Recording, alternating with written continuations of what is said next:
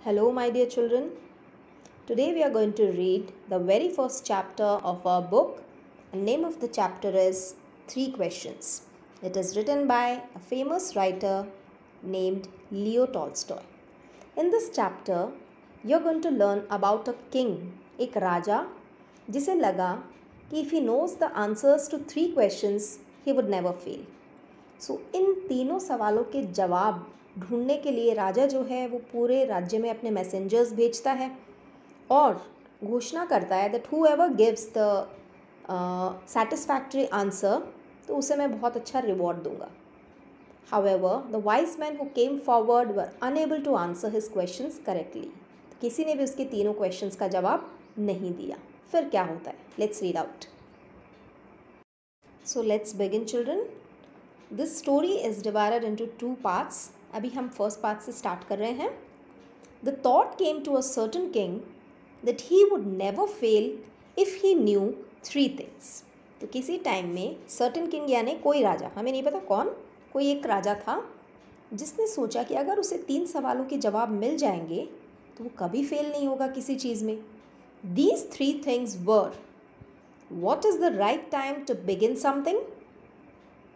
Which people should he listen to? And what is the most important thing for him to do? तो यहाँ राजा तीन सवालों के जवाब चाहता है. उसे लगता है कि ये तीनों के अगर आंसर मिल गए तो फिर मुझसे बेहतर राजा कोई नहीं होगा. सबसे पहला जो सवाल उसके दिमाग में आया जिसका वो जवाब चाहता था वो ये था कि what is the right time to begin something. कौन सा सही वक्त है किसी काम को शुरू करने का. Second question was which people should he listen to. ऐसे कौन से इंसान, कौन से ज़रूरी इंसान है हमारी लाइफ में जिनकी बात हमें सुननी चाहिए, कौन है इम्पॉर्टेंट. एंड थर्ड और लास्ट क्वेश्चन जिसका वो जवाब चाहता था that was what is the most important thing for him to do. यानी कौन सा काम, कौन सा टास्क है जो बहुत इम्पॉर्टेंट है जिसे उसे ज़्यादा अटेंशन देनी चाहिए. तो ये तीनों क्वेश्चन के आंसर इसे चाहिए थे. The king therefore sent messengers. Messengers आपने ये वर्ड सुना है बच्चों. इसका मतलब क्या होता है? मैसेंजर जो होते हैं वो ऐसे लोग होते हैं जो सब जगह राजा का ऑर्डर या कोई मैसेज जो होता है वो पहुंचाते हैं सभी जगह उनके राज्य में. सो राजा ने मैसेंजर्स भेजे through out his kingdom promising a large some of money. तो राजा ने कहा जो भी इनके जवाब देगा उसे बहुत अच्छा इनाम मिलेगा. To anyone who would answer these three questions. Many wise men came to the king, but they all answered his questions differently. Differently का मतलब होता है अलग अलग. अब जैसे कोई भी अगर क्वेश्चन पूछा जाता है उसका आंसर तो एक होना चाहिए तभी तो वो माना जाएगा कि हाँ सही है. तो बहुत सारे बुद्धिमान इंसान आए राजा के कोर्ट में, दरबार में, but they all gave different answers. In reply to the first question, some said the king must prepare a timetable and then follow it strictly. तो पहले सवाल का जो जवाब था वो कई लोगों ने क्या दिया कि राजा को एक टाइम टेबल बनाना चाहिए and he should follow it very strictly. Only in this way they said could he do everything at its proper time. तो राजा ने पहला सवाल यही पूछा था ना कि कौन सा सही वक्त है. तो लोगों ने कहा भाई सही वक्त का पता तो तब चलेगा जब कोई टाइम टेबल बना के आप काम करो. So the king was not satisfied with this answer. Others said that it was impossible to decide in advance the right time for doing something. कुछ लोगों ने कहा भाई ये तो इम्पॉसिबल है बताना कि कौन सा सही वक्त है. पहले से कैसे पता चलेगा कौन सा वक्त सही है. The king should notice all that was going on, avoid foolish pleasures and always do whatever seem necessary. तो कुछ लोगों ने कहा भाई बहुत मुश्किल है तो राजा को जो है वो नोटिस करना चाहिए क्या क्या हो रहा है और जो भी मौज मस्ती वगैरह वो करता है वो सब अवॉइड करनी चाहिए और उस वक्त उस प्रॉपर टाइम पे क्या करना ज़रूरी है ये सोचना चाहिए. सो seemed necessary at that time, yet others said that the king needed a council of wise men who would help him act at the proper time. कुछ लोगों ने कहा कि बहुत सारे समझदार मिनिस्टर्स रख लेने चाहिए राजा को जो कि सही वक्त की पहचान कराते रहें. This was because one man would find it impossible to decide correctly without help from others. The right time for every action. किसी एक इंसान के लिए सही समय बताना मुश्किल होगा तो अगर बहुत सारे मिनिस्टर्स की मंडली बना दी जाए then it would be easy. बताना आसान हो जाएगा कि कौन सा वक्त सही है। तो ये सभी आंसर्स जो थे वो राजा को बिल्कुल भी सेटिस्फाई नहीं कर पाए। But then others said that there were some things which could be urgent. These things could not wait for the decision of the council. कुछ लोगों ने कहा भाई मंडली तो बना लेंगे बहुत से समझदार लोगों की, लेकिन कई बार कुछ इमरजेंसी भी हो जाती है, so you have to decide on the spot, एकदम तुरंत आपको निर्णय लेना पड़ता है। तो काउंसिल का कब तक वेट करेंगे? In order to decide the right time for doing something it is necessary to look into the future. सही वक्त पे सही काम हो, इसके लिए आपको भविष्य का ज्ञान होना बहुत ज़रूरी है कि आगे क्या होने वाला है। And only magicians could do that. और भविष्य में क्या होगा ये बात इंसान तो बता नहीं सकता, so you need magicians. The king therefore would have to go to magicians. तो कुछ लोगों ने सलाह दी कि जादूगरों की हेल्प लेनी चाहिए राजा को। नाउ पहले क्वेश्चन का आंसर तो राजा को सेटिस्फैक्ट्री नहीं मिला। So in their answers to the second question some said that the people most necessary to the king were his counsellors. तो दूसरा सवाल आपको याद है क्या था? सेकेंड क्वेश्चन था which people should the king listen to, कि राजा को किन लोगों की बात माननी चाहिए। तो इसका जवाब लोगों ने दिया, जो भी समझदार लोग थे उन्होंने कहा that he should listen to his counsellors, अपने मंत्रियों की बात सुननी चाहिए। अदर्स सेड द प्रीस्ट कौन होते हैं बच्चों? पुजारी या पंडित जो होते हैं। तो कुछ ने कहा मिनिस्टर्स की बात सुनो, कुछ ने कहा पुजारी और पंडित इनकी बात सुननी चाहिए। A few others chose the doctors, कुछ ने कहा भाई डॉक्टर्स की बात माननी चाहिए राजा को। And yet others said that his soldiers were the most necessary. कुछ लोगों ने इम्पॉर्टेंट इंसान बताया सिपाहियों को कि उनके बिना कुछ नहीं हो सकता। तो सेकेंड क्वेश्चन का जवाब भी सेटिस्फैक्ट्री नहीं मिला। सो अब तीसरे सवाल की बारी थी। To the third question some said science, others chose fighting and yet others religious worship. तो तीसरा क्वेश्चन क्या था? What is the most important thing for the king to do? ऐसा कौन सा काम है जो राजा को करना चाहिए? इसके 3 आंसर आए। First was science, the development of the kingdom, invention of new innovative things. ये सारे किस में आते हैं? ये साइंस में आते हैं। तो लोगों ने कहा साइंस पे ज़्यादा इंपॉर्टेंस देना चाहिए, इसी से तो जो है वो किंगडम एक्सपैंड होगा। एंड सेकेंड लोगों ने कहा, वाइज मैन ने, कि फाइटिंग पे ज़्यादा देना चाहिए। क्यों? क्योंकि जब तक वॉर नहीं होंगे तब तक लोग सुरक्षित नहीं रहेंगे। पहले टाइम में वॉर ही मेन होता था ना। And yet others religious worship, किसी ने कहा कि सबसे ज़्यादा ध्यान देने की ज़रूरत है रिलीजियस वर्शिप पे, क्योंकि जब तक आप गॉड से लिंक नहीं रहोगे you will not gain anything. So ये सारे आंसर्स इतने डिफरेंट थे that the king was not satisfied. As the answers to his questions were so different, the king was not satisfied and gave no reward. क्योंकि answers इतने different थे, he was unable to declare which answer was right and which was wrong. So he was not satisfied, he was very unhappy. So now, what he wanted?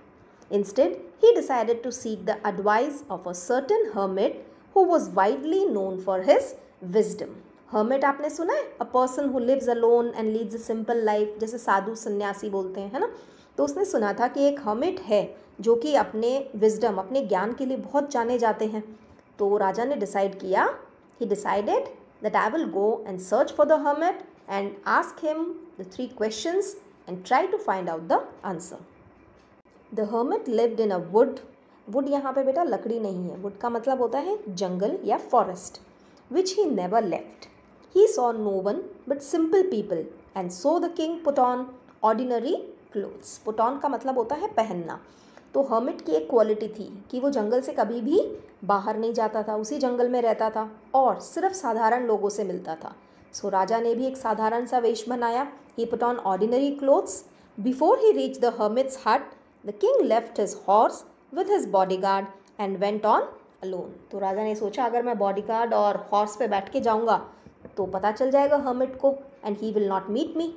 तो उसने क्या किया, राजा ने क्या किया, उन्होंने अपना घोड़ा भी छोड़ दिया और बॉडीगार्ड को भी वहीं छोड़ दिए और अकेले ही आगे चल पड़े हर्मिट से मिलने के लिए। As the king came near the hermit's hut, he saw the hermit digging the ground in front of his hut. तो जैसे ही वो पहुंचा उसने देखा जो हर्मिट है, सन्यासी जो है, वो ग्राउंड को खोद रहा था। जैसे हम पौधे लगाने के लिए खुदाई करते हैं ना पहले, वैसे hermit was digging the ground. He greeted the king and continued digging. तो ऐसे ही दोनों के बीच में नमस्ते वगैरह हुई and then he continued his work. साधु ने कोई और ज़्यादा ध्यान नहीं दिया, बस अपना काम करता रहा जो खोद रहा था मिट्टी। The hermit was old and weak and as he worked he breathe heavily. Breathe heavily का मतलब होता है ज़ोर से सांसें लेना। जैसे हम काम करते हैं तो ऐसे करते हैं ना, हाँफते हैं, दैट इज़ ब्रेथ हेवीली। सो क्योंकि कमज़ोर था वो, बहुत वीक थे हर्मिट, तो बहुत ज़ोर ज़ोर से सांसें ले रहे थे। एंड किंग जो है उन्होंने देखा कि भाई ये हर्मिट जवाब दे पाएंगे या नहीं, मन में सोचा उन्होंने। The king went up to the hermit and said, I have come to you wise hermit to ask you to answer 3 questions.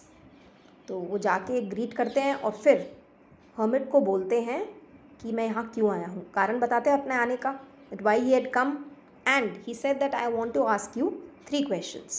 How can I learn to do the right thing at the right time? Who are the people I need most?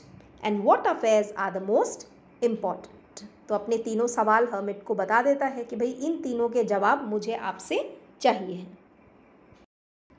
The hermit listened to the king but did not speak. अब जब कोई बोल रहा है आपके सामने तो सुनाई तो आपको दे रहा है, लेकिन हर्मिट ने कोई रिएक्शन नहीं दिया। You are tired, said the king. Let me take the spade and work in your place. Spade आपको पता है जिससे खुदाई करते हैं। तो राजा ने सोचा भाई ये बहुत थक गए हैं इसलिए जवाब नहीं दे रहे हैं। तो द किंग सेड कि आप बहुत थक गए हैं, you rest and I will do your work. मैं आपके लिए ये ज़मीन खोद देता हूँ। Thanks, said the hermit, giving the king his spade. Then he sat down on the ground. तो हर्मिट ने भी कुछ आनाकानी नहीं की, ही सेड थैंक्स, कर दीजिए प्लीज़। तो राजा को अपना स्पेड दे दिया और खुद जाके बैठ गया। When the king had dug 2 beds, यहाँ पे बेड का मतलब बेटा ये नहीं होता जहाँ हम सोते हैं, बेड का मतलब है क्यारी। क्यारी समझते हो, जैसे एक लाइन से खुदाई कर दी जाती है और फिर वहाँ पे बहुत सारे पौधे लगाए जाते हैं, उनको हम बोलते हैं beds. He stopped and repeated his questions. तो जब राजा ने 2 क्यारियाँ बना दी थी, खुदाई कर दी, तो राजा ने अपने सवाल फिर से पूछे हर्मिट को। The hermit gave no answer, but stood up, stretching out his hand for the spade and said, now you rest and let me work. तो हर्मिट ने अभी भी कुछ जवाब नहीं दिया और जवाब देने की बजाय ही stood up, खड़े हो गए और राजा के पास आके बोले कि अब आप थक गए हो, आप बैठिए, मैं करता हूँ।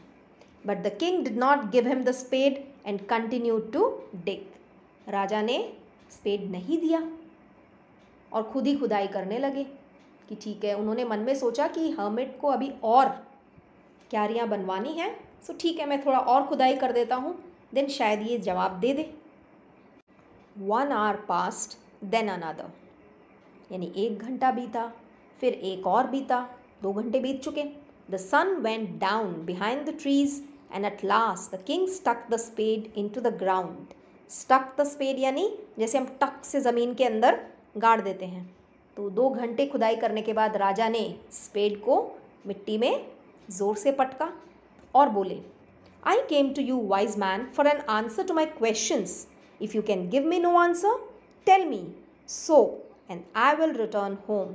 मैं आपके पास कुछ सवालों के जवाब लेने आया था। If you don't have the answer, please tell me no. आप मुझे ना कर देंगे, I will go back. लेकिन आप तो कोई जवाब ही नहीं दे रहे हैं।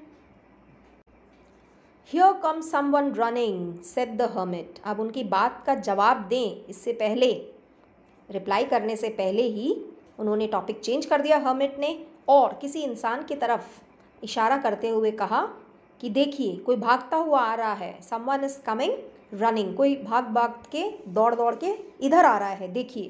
तो वो राजा का अटेंशन उधर ले जाता है। सो बच्चों, ये हमारा पार्ट 1 यहाँ पे ख़त्म होता है।